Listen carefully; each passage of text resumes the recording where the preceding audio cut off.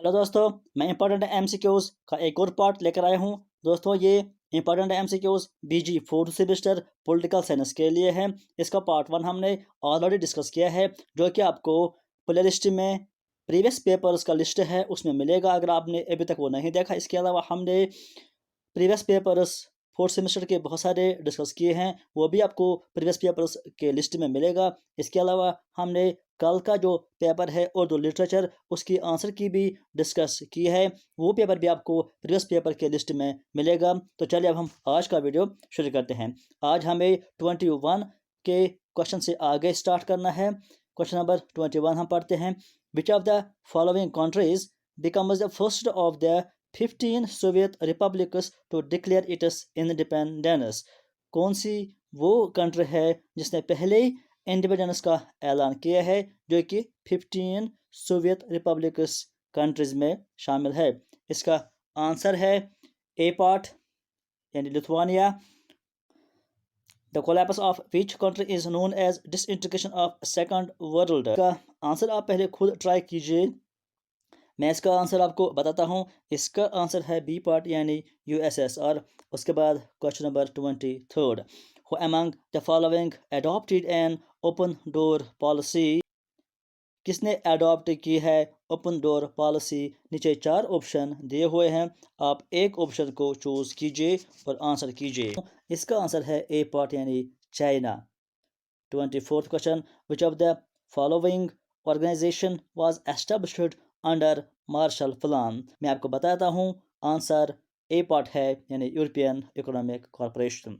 उसके बाद हम चलते हैं 25 पर। The OEEC was established in, कब एस्टेब्लिश किया गया था OEEC? नीचे 4 ऑप्शन दिए हुए हैं, आप एक ऑप्शन चूज कीजिए। इसका आंसर है सी पार्ट यानी 1948। उसके बाद 26th क्वेश्चन, द EU यानी European union was established in, इसका डेट आपको बताना है। नीचे 3 ऑप्शन दिए हुए हैं, अगला ऑप्शन दूसरे पेज पर है। आप पहले इन 3 ऑप्शंस को देख लीजिए और आपको मैं ये बताऊं कि आंसर इन्हीं 3 में से है। इन्हीं 3 में से आप एक को आंसर कीजिए। इसका आंसर है सी पार्ट 1992। हम चलते हैं 27th क्वेश्चन पर। Which of the following European union countries hold permanent seats in the UN। नीचे ऑप्शन 4 दिए हुए हैं, उनमें से कौन कंट्री है जिसको परमानेंट सीट है UN में? आप आंसर कीजिए इसका। इसका आंसर है सी पार्ट यानी फ्रांस एंड ब्रिटेन। उसके बाद 28, a landmark of Nehru's foreign policy was the establishment of। Nehru की जो फॉरेन पॉलिसी थी वो थी एस्टेब्लिशमेंट ऑफ। नीचे ऑप्शन 4 दिए हुए हैं, क्या एस्टेब्लिश करना चाहते थे वो, क्या थी उसकी फॉरेन पॉलिसी? इसका आंसर आप कीजिए। इसका आंसर है सी पार्ट यानी नॉन अलाइनड मूवमेंट, नाम जिसको बोलते हैं। 29, चाइना अटैक्ड इंडिया इन। बहुत ही कॉमन क्वेश्चन है, आप सबको याद होगा, कब चाइना ने इंडिया को अटैक किया था? आप आंसर कीजिए। इसका आंसर है 62। 30 question, where the first non aligned summit was held. कहाँ पर फर्स्ट नॉन अलाइनड समिट की गई थी? आप आंसर कीजिए। इसका आंसर है Belgrade. Question number 31, in which year Shimla agreement took place. किस ईयर में शिमला एग्रीमेंट हुआ था? इसका आंसर है D part in 1972। Question number 32, Bangladesh emerged as an independent nation. कब बांग्लादेश इंडिपेंडेंट नेशन के तौर पर एग्जिस्ट हो गया? आपके पास ऑप्शन 4 है, आप आंसर कीजिए। इसका आंसर है बी पार्ट यानी दिसंबर 1971। दोस्तों, इस क्वेश्चन में आप देख लीजिए ऑप्शन कैसे आ रहे हैं। 71, अगर आप सिर्फ इतना याद रखेंगे कि 1971, तो आप देख रहे हो 3 ऑप्शंस में 71 ऑप्शन है, यानी सिर्फ 1971 आपको याद नहीं रखना है, आपको डेट भी पूरा याद रखना है कि दिसंबर में हुआ था 1971, तभी आप क्वेश्चन को पूरी तरह से करेक्ट कर पाएंगे। उसके बाद 33, the principles of Panchsheel wire signed between the heads of the governments of, किन दो गवर्नमेंट के बिटवीन पंचशील साइन हुआ था। यहाँ पर आपके सामने दो ऑप्शंस हैं। मैं आपको इसके बाद और दो ऑप्शन दिखाता हूँ, लेकिन आपको मैं यहाँ पे बताऊँ कि आंसर इन्हीं दो में से एक है। आप इन्हीं में से आंसर टिक कीजिए और मैं आपको इसका आंसर बताता हूँ। इसका आंसर है ए पार्ट यानी इंडिया एंड चाइना। यहाँ पर आप बाकी दो ऑप्शन भी देख सकते हो। Question number 34, which of the following is not the result of cold वार। यहाँ पर ये चार ऑप्शन दिए हुए हैं, इनमें से कौन सा चीज़ है जो कि रिजल्ट ऑफ कोल्ड वार नहीं है।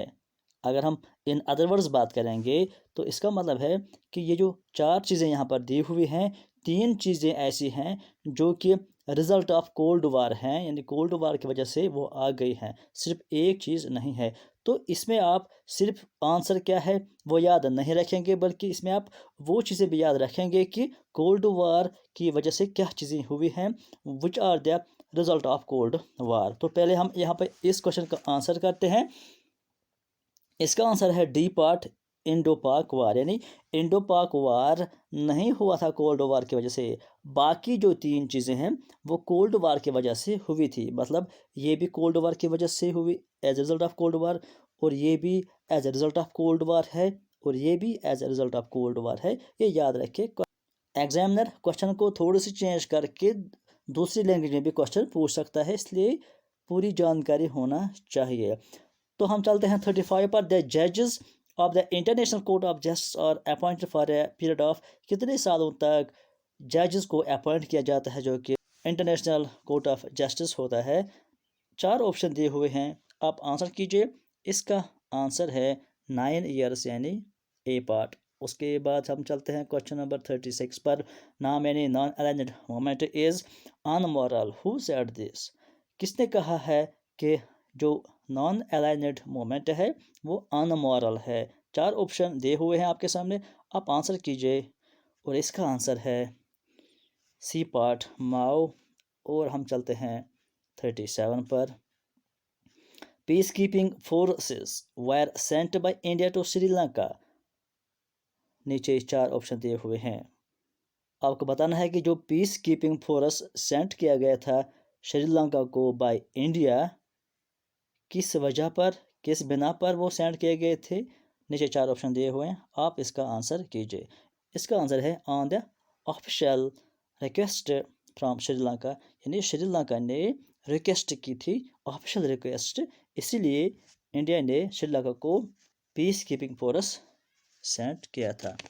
विच of the following is not a feature of नाम नॉन अलाइन्ड मोमेंट। इनमें से कौन सा फीचर नहीं है। यहाँ पर भी आप ध्यान दीजिए कि एक चीज़ ऐसी है जो कि फीचर ऑफ नाम नहीं है, इसका मतलब कि बाकी जो तीन हैं वो feature of non aligned moment है। तो इस क्वेश्चन में भी आप सिर्फ आंसर क्या है वो याद नहीं रखना है, बल्कि बाकी क्या क्या फीचर हैं नॉन अलाइन्ड मोमेंट वो आप याद रखना है, क्योंकि कल क्वेश्चन ऐसा भी आ सकता है कि what are the features of non aligned movement. तो पहले हम इस क्वेश्चन का आंसर देखते हैं। यहाँ पर इस क्वेश्चन का आंसर है डी पार्ट यानी आर्म्स रेस।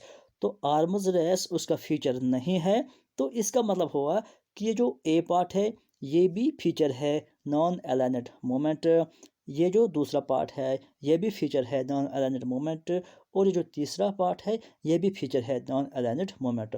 तो ये तीन भी आप याद रखिए कि ये फीचर हैं, और लास्ट डी पार्ट जो है वो फीचर नहीं है।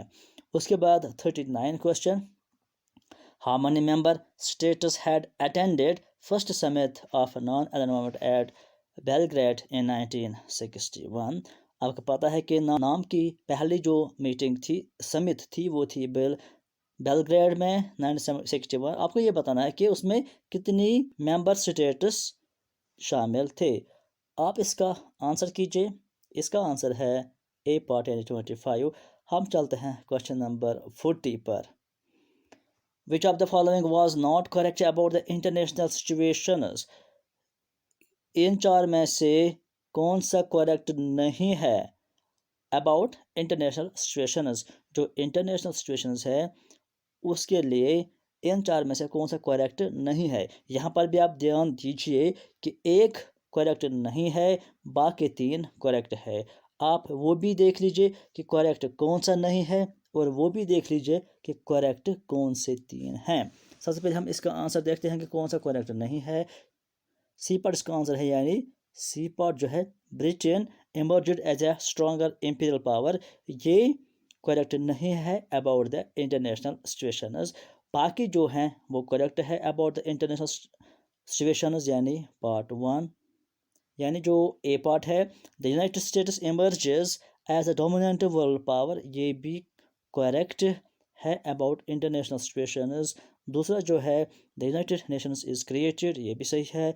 उसके बाद जो डी पार्ट है, a socialist bloc under the Soviet leadership is forward, ये भी करेक्ट है अबाउट द इंटरनेशनल सिचुएशंस।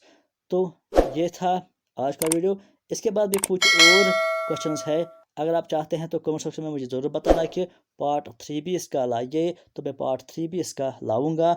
अगर नहीं चाहते हो पार्ट 3 तो वो भी बताना। आज के लिए फ़िलहाल इतना ही। Thank you.